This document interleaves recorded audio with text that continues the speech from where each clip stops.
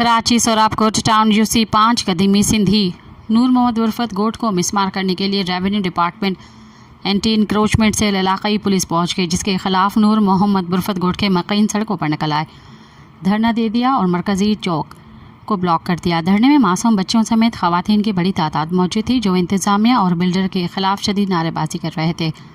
इस मौके पर मुजाहिरीन नूर खान बुरफत, सोहेल खास के लिए सफदर अबडो, अनवर खान और दीगर ने ईस्ट प्रेस क्लब के सहाफ़ियों से गुफ्तगू करते हुए कहा कि कराची में सिंधी आबादियों को टारगेट करना इंतजामिया का रोज़ का मामूल बन गया है। इनका मजीद कहना था कि पुलिस, रेवेन्यू और एंटी इंक्रोचमेंट फोर्स ने मशीनरी के साथ गोट को मिसमार करने की कोशिश की, लेकिन मकीनों की मज़ाहमत पर वहां से वापस जाने पर मजबूर हो गए।